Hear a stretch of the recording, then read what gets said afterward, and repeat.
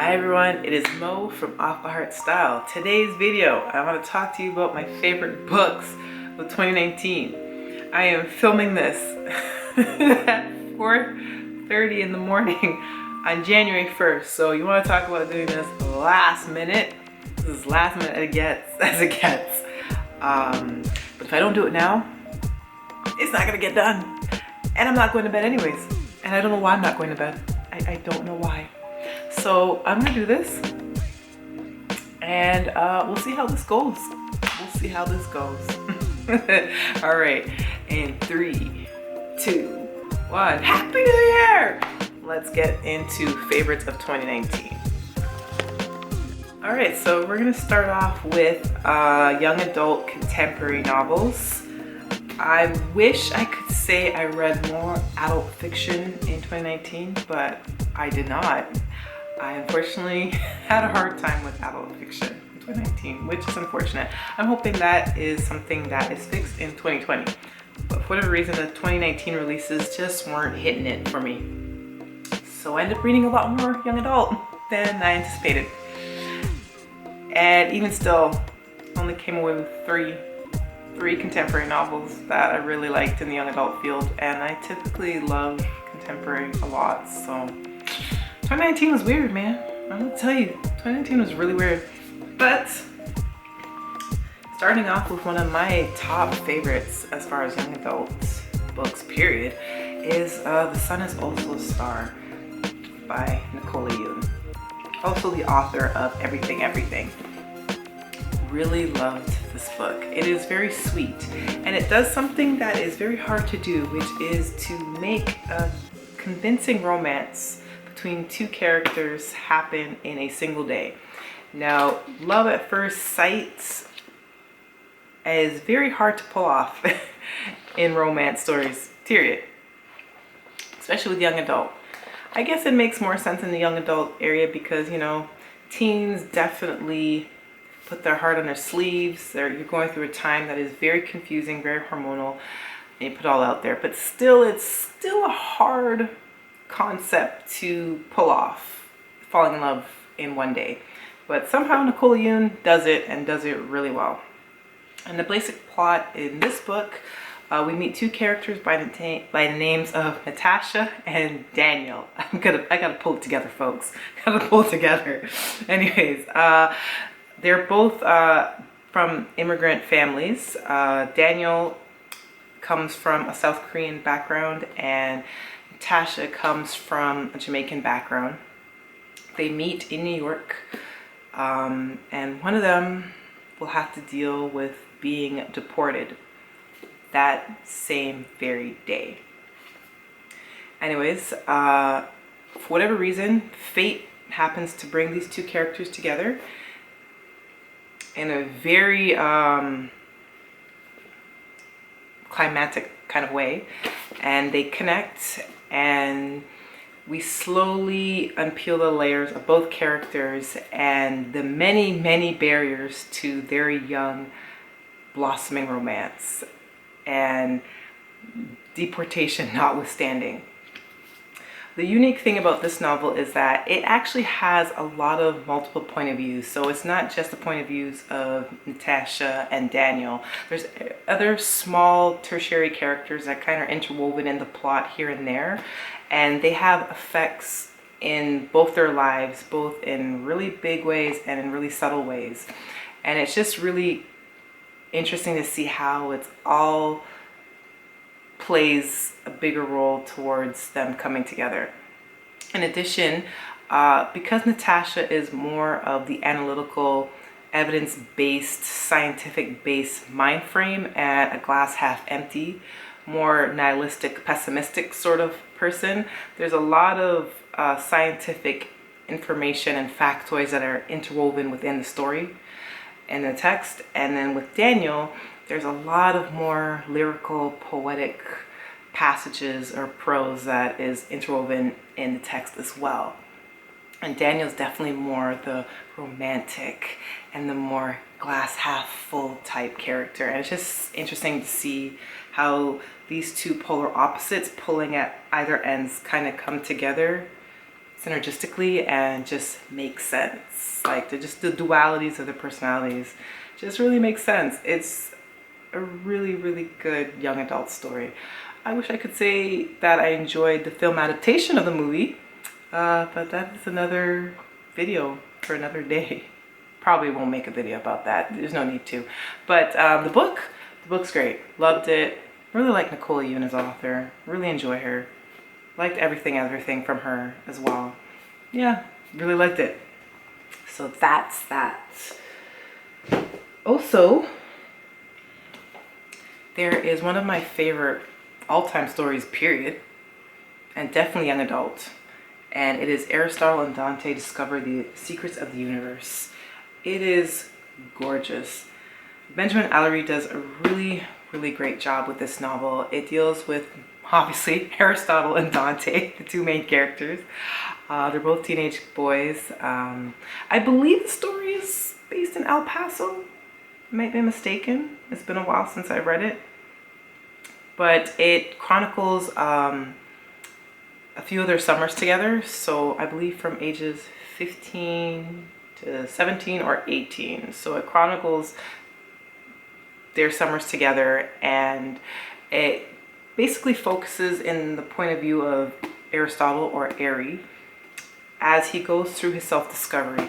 He's a very angry man, and he has reason to be angry. There's just a lot going underneath the surface. There's a lot of family dynamics that aren't really revealed to you at the beginning of the novel, and as you go through the time frame with Airy and Dante. I don't know if I mentioned that it's based in the 80s. So it has a really frank discussion about sexuality in particular, and Benjamin's writing style, in particular with Airy, I just found it really authentic and refreshing. It's hard to pinpoint how you can write the voice of a teenager and make it seem grounded in reality, but Benjamin does it really well. Fortunately, some authors have a really hard time in writing about teenagers, but it's just really well done here. And there's just some times where Airy's frustration and just overall overwhelming anger towards the world and how he fits into it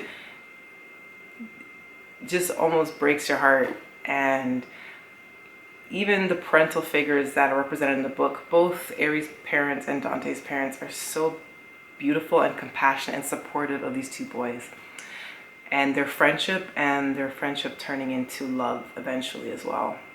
It's just a gorgeous story. Loved it so much. It deserves every reward in the world, and I highly recommend it. It's such great stuff.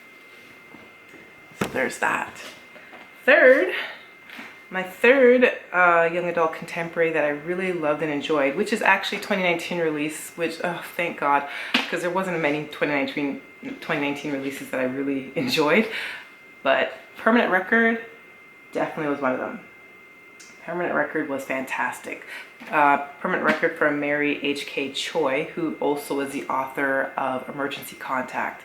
Now, I can't really say too much about Emergency Contact. I tried it initially, and for whatever reason, it wasn't resonating with me, but this one really did. The main character, Pablo, is college student that essentially has a huge compounding amount of student debt. He's just currently working in a New York bodega, and he's just questioning basically all the decisions in his life leading up to this point. He's got some mental health issues that he's dealing with as well, and I just thought it was really done really bravely. Does that make sense at all? It's just, I found the discussion points around his feeling of absolute dismay at not having any direction in his life really profound to me. And as someone that is kind of still searching for her direction and her meaning in her life, I just really connected with this character, even though he came off like a bit of a jerk at times. Anyways, the basic plot of this story is, while Pablo is working in a bodega. I'm a beautiful, mysterious girl. We come to learn that she is Lena Smart, who is a pop star, ends up in this bodega. They connect, and unbeknownst to Pablo, she is a famous pop star that low-key kind of has the similar backstory to Selena Gomez, but you didn't hear that from me. But anyways, they find this connection, and it just goes over their relationship, and Pablo's relationship with his parents, his relationship with his friends, and relationship with his own mind, and how he views the world, and how he views his self-worth, and how he kind of has to find a new path and direction and find a way to deal with his student debt and his dissatisfaction in life. So it does have a romantic element to the story, but I found the romance, even though it was fine, is probably the least interesting aspect to me. There was so much other great character dynamics, particularly between Pablo and his father and Pablo and his friends. I really liked it. I felt really emotional when I read it. I just remember it really sticking to my ribs. And the cover itself is really beautiful. Like, look at it. Like, the artwork is fantastic. I can't get over it. I loved it. Loved it a lot. Permanent record. Read it. So that concludes the young adult contemporary.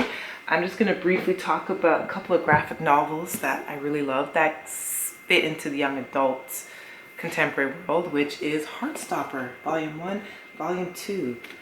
I think I talked about these in a previous video, but I love them. I love them so much.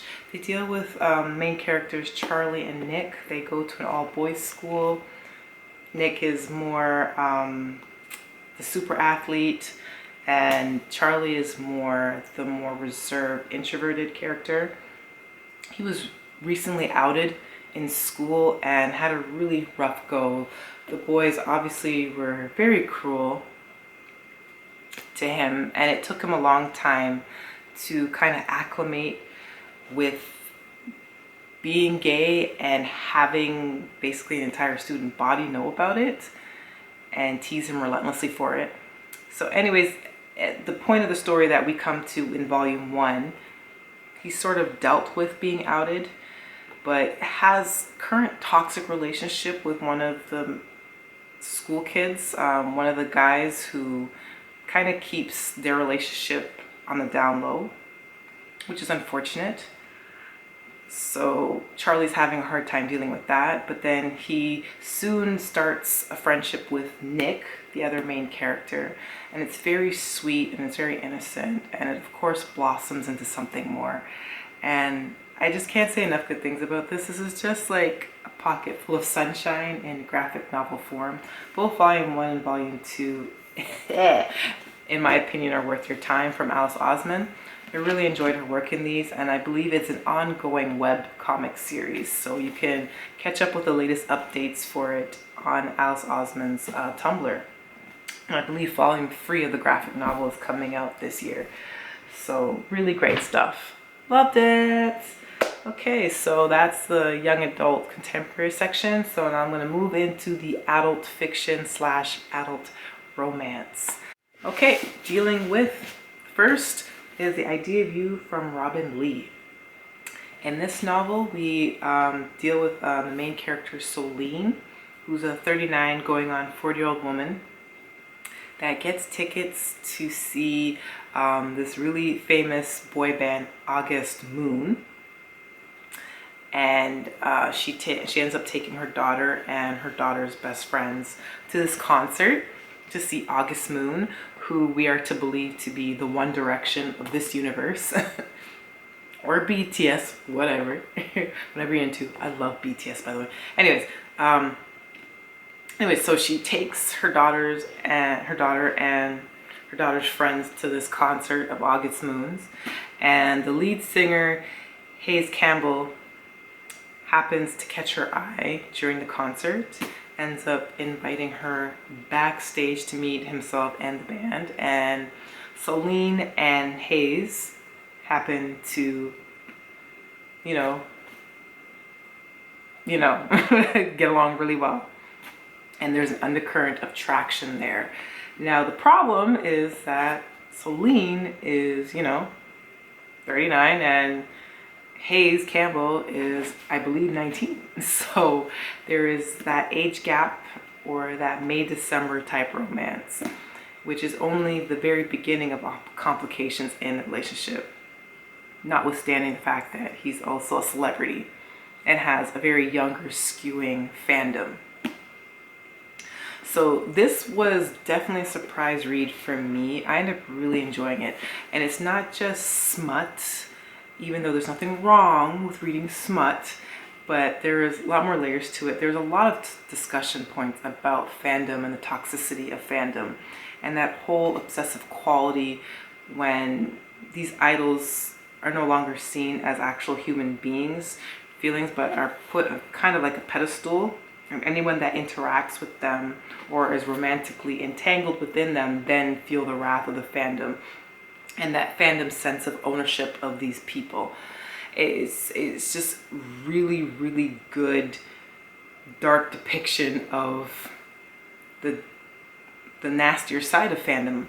And in addition, it talks a lot about a woman's role in society and how women are viewed at a certain age, an age point, and what their value is and what their worth is, and the insecurities that come into play from that, which I also found really refreshing, as far as a frank discussion about that, and Solene dealing with her own opinions about her self-worth and her sex and her sexuality, and in dealing with that in her relationship and this affair that she has with Hayes, and how she feels as a mom engaging with this man.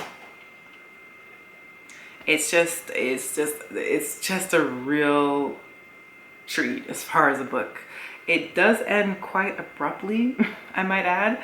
So it's not exactly a romance in that sense, because it does end on a very peculiar note, but it's a tense novel and I really liked it, and it was a huge surprise. So there you go. Second book that I really enjoyed was from Helen Hong, and that is The Bride Test. I loved her previous work with The Kiss Quotient, and it's no surprise that I'm loving this one as well. Now, the basic plot of this is essentially a mail order bride romance, which for a lot of people is an absolute no-no. But the reason why I enjoyed this a lot is because Helen is just a really great romance writer. She's able to pull from two opposite ends of being able to do smut and, really steamy romance, but also have a really lighthearted comedic underlaying backdrop. Like, she can pull from those opposite ends really well. She just does romantic comedy really, really well. And I felt this one was particularly heartfelt, especially with her author's note in the back of the book, where she talks about her mother's experience coming to America and having to make a name for herself and educate herself and then help support her family. And a lot of the inspiration for the story is based on her mother's trials and tribulations, which is, in my opinion, really good knowing going into the story. But even without the author's note, I enjoyed it. My camera kind of cut off, but my main points was I really love The Bride Test. It's really good. Helen Hong is like an automatic buy for me now, and I can't wait for her third one. I cannot wait. It's gonna be epic. Which brings me to the next for adult fiction, adult romance, and that's A Simple Wild by K.A. Tucker. This one is very interesting because initially I did not like it. I found the love interest insufferable. He's one of those alpha male types, and alpha male can go really well or really badly for me. In the beginning, I found Jonah, who was the love interest, really abrasive, but I ended up coming around to it, and it just turned out to be a really heartwarming story. Basic plot of this one is Kala, the main character. She's a city girl. She's had a lot of bad things happen to her recently. She's running this style blog with her best friend that's not really doing so hot. She was recently let go from her job, and she recently found out, in addition, that her boyfriend has cheated on her. So things are not going great. And then she gets a very distressing call from a family friend of her estranged father that her biological dad is having a medical crisis of sorts, and that Calla needs to leave Toronto, where she resides right now, and head over to Alaska. And she might want to consider rekindling a relationship with her father because things are looking pretty serious. So then Calla is left with having to make a choice of leaving her mother and her stepdad and Toronto behind, and then going to Alaska now to rekindle the relationship with her father. So she does so, and of course, the pilot that is to take her to Alaska, of course, is the love interest, Jonah, and they immediately butt heads. They don't like each other, and it's very much an enemies to lovers romance, with also the parental side plot story of Calla rekindling a friendship with her father. Now, at times I did feel like I was being emotionally manipulated, but it is a really good, heartfelt story. And once I got over my initial dislike of Jonah, I really love their chemistry. The chemistry is done really well between the two characters, which I can give a lot of kudos to Kay Tucker for. Even when I didn't like Jonah, I could see that there was chemistry, and chemistry is a really hard thing to capture in book form. So I appreciate when it's done well, and it was really done well in this one. So there's that. Okay, the last book I want to talk about as far as romance and adult fiction, I don't have a physical copy of, so give me one moment. I'm gonna grab my phone. So the next book is A Lesson in Thorns by Sierra Simone. This one is definitely an interesting book. It is definitely on the adult side. So this is erotica. If you are someone that does not enjoy graphic depictions of intimacy or sex, it's not a book for you. But if you're not squeamish on that front, it is a very interesting novel. I can't even really break down to you what happens, but I can tell you that it stars 6 main characters. They were childhood friends. They were in this estate that has this adjacent church next to it. I know that these 6 individuals performed some kind of ritual in this church, and some type of mysterious event happened, and they were no longer in contact with each other until much later in life. So 6 characters meet once they are like 20 something, working adults, and they're drawn back to this peculiar estate. And there's a lot of mystery and a lot of intrigue and secrets around this estate and church, which their parents were also involved in. There might have been a cult of some sort. And the novel has a very atmospheric, lyrical, dark Victorian type feel to it. And these 6 characters engage in a lot of intimacy with one another. So a lot of polyamory, a lot of polyamorous type relations going on in this book. But I just found that it was really interesting, and it is steamy, let me tell you. But I actually really enjoyed it. I haven't really read much else from Sierra Simone, but I know of her name. I've heard that author's name for a while. It was an interesting read, let me tell you. But I liked it. Yeah, I did. Okay. So that is young adult, not young adult, adult fiction and romance. So now I'm gonna move into fantasy young adult. Okay, I got my books here, and to start off with, I'm going to talk about The Six of Crows from Leigh Bardugo. And if you're at all familiar with the book blogging world, and any blogger that has a particular interest in young adult fantasy, most likely would have mentioned The Six of Crows. Probably something that shouldn't be a shock, but man, did I love this book. I don't want to give away too much, but I will say that it involves a pretty major heist involving 6 main characters. The main objective of this heist is to break into this fortress to retrieve a scientist that is the key to unlocking basically the formula of a very powerful drug substance that in the wrong hands is extremely dangerous. And these 6 go into this mission, and of course it does not go off without a hitch. Pretty much a lot of baggage is uncovered during this mission, and it is very action-packed, but it's also very much character-driven. The 6 characters are really fascinating. Kaz Brekker, who is the leader of the Six of Crows, and he's also like the gang leader of a gang named, is it the Dregs? I believe it's the Dregs. Anyways, he is a particularly dark, wounded, twisty type character. And I really enjoyed getting into his head and his POV. A lot of representation in this book, and it's representation done in a way that it isn't like an anvil falling on top of your head that's screaming, "This is diversity!" It's just done in a really matter-of-fact way. And I'm happy to see books like this get a lot of recognition and love.